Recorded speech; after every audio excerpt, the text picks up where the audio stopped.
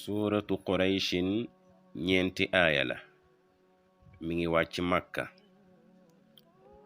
lam bi nekk ci li ilaafi muy lam bi boroom xam-xam yi dañ cee wuute, ñii ne lam bi laamu taaliq la, ñii ne lam bi laamu taajjub la. moo tax soo bëggee firi bi gën a leer da ngay commencé fal yaabudu rabba hadha al bayt. kon fa la ñuy commencé tafsir gi, su ko defee ñu mujjee ci li ilaafi qurayshin pour mu gën a leer.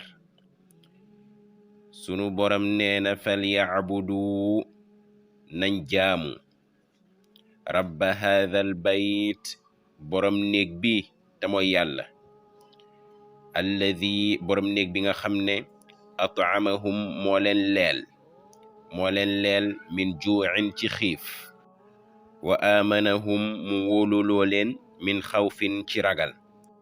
li ilaafi qurayshin ngir ak tàpp waa qurayshin dañoo nekkoon benn say di yëkkateendoo di tëralandoo ndeysaan.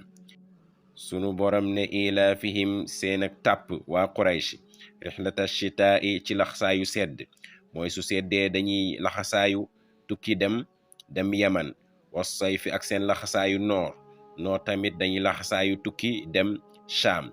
kon mi ngi noonu.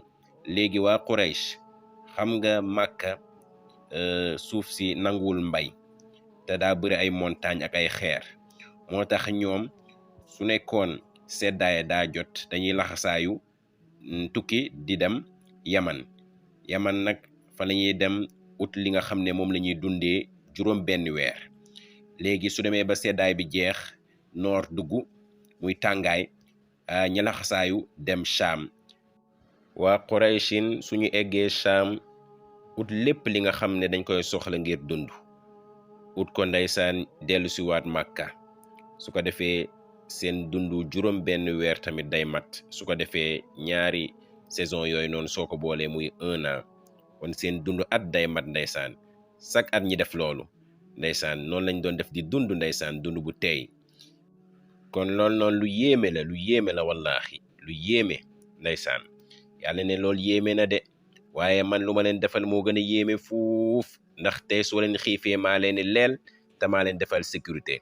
kon nag ngalawaay nag jaamu leen borom néeg bii di kaaba bi, jaamu leen ko te mooy yàlla, bañ koo bokkaale kenn. waaw te tamit defal na leen xéewal bu rëy te mooy kaaba bi, dafa leen kaaba bi nga xam ne mu ngi nekk seen dëkk ndeysaan. ba jamono bii sax ñu nekk ni ku ne mi ngi jóge, jullit bu nekk mi ngi jóge fu ne ci àdduna bi ndeysaan di aj màkka. xam nga loolu tamit xéewal la. kon nag jaamu leen yàlla bi nga xam ne mooy borom kër gi, mooy borom néeg bi te mooy kaaba bi, te bu leen ko bokkaale kenn ndeysaan.